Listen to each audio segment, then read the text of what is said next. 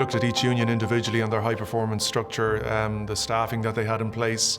We looked at the financial side of it as well, what resources they had, because you can wish for a lot of different things in high performance, but the reality is these unions have different resources, different budgets to play with. We're spending £10 million a year, but that money is spread across a lot of countries, so we have to make sure we get good value for money. It's really the strength and conditioning, the high performance and coaching structure, and then the competition structure. They were the three key pillars that we invested in over the last 4 years.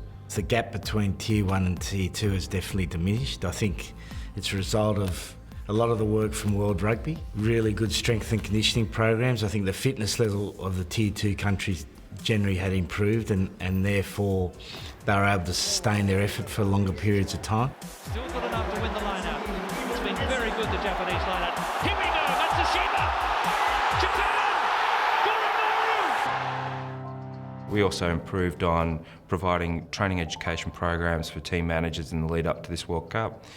We also had a number of tours and outside the traditional June and November windows. We had a number of investment tournaments such as the Pacific Nations Cup, the Pacific Rugby Cup, Nations Cup, Tbilisi. All these competitions enable high-level competition for these teams to prepare and perform at the highest levels. We had to play Russia. They were. I think we were 23rd at the time. They were 18th. So it was a higher ranking team coming to Namibia. So that was a great series for us. We managed to beat them for the first time in our history, which was great. And then we had the African Cup games. So we had test matches to focus on, and then we went into the Springbok camp to train against South Africa in Durban, which was fantastic. So we went through a sort of an introduction phase of the way we wanted to play, then an experimental phase, a confirmation phase, and then the World Cup itself was the actual performance phase of trying to develop a new playing philosophy around the physical and the mental development of the teams. You look at points difference in terms of, a key benchmark we have is the average losing margins against Tier 1 unions, and that's come down. Since 2003 it was 46 points and it's come right down to 30 points. So you look at that, you look at the content and quality of the performances as well. The Tier 2 unions scored 30% more tries than they scored in the last Rugby World Cup, and we've got to work hard to make sure that we can look back in 2019 at the end of the Rugby World Cup in Japan and say, well, we've actually made an incremental gain again, and that we've actually improved the performances of Tier 2 unions overall. Hitting and spinning. Hassler! Oh boy, what a try!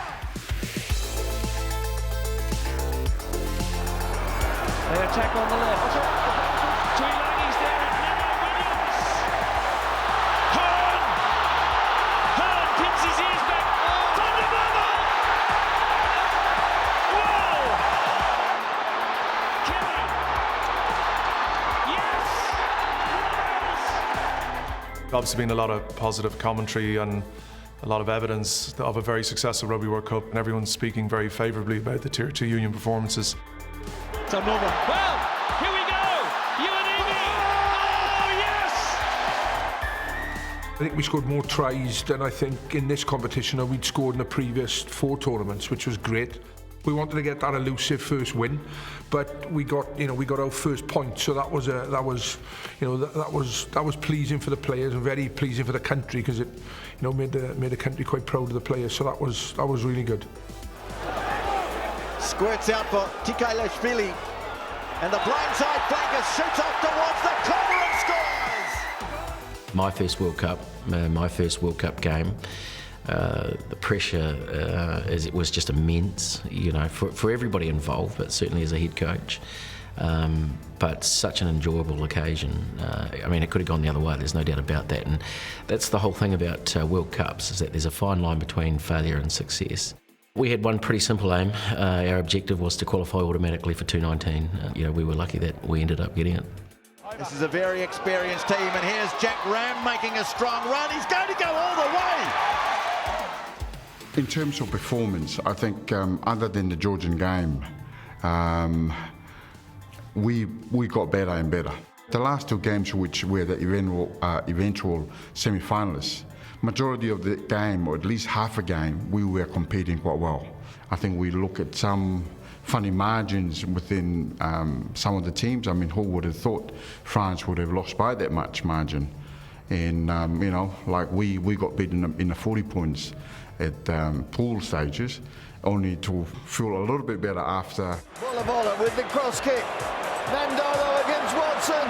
Nandolo's going to win. If we look across the board, I see there's been a steady increase in the level of performance and certainly narrowing the gap to the top sides. It was very pleasing to see Japan get that win over South Africa.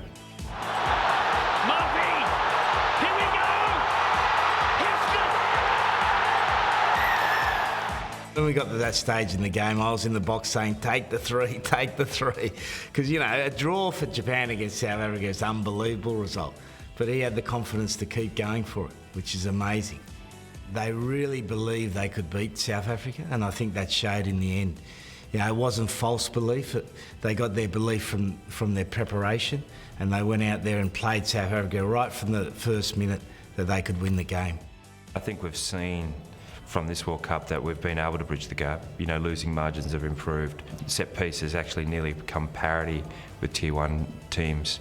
And there's been some fantastic results. Not only is the Japan win over South Africa a memorable moment, I think it'll go down in history, but also, the likes of Georgia and other unions, Namibia performing well, Uruguay, showing what they're made of, and it's been a fantastic spectacle for World Rugby.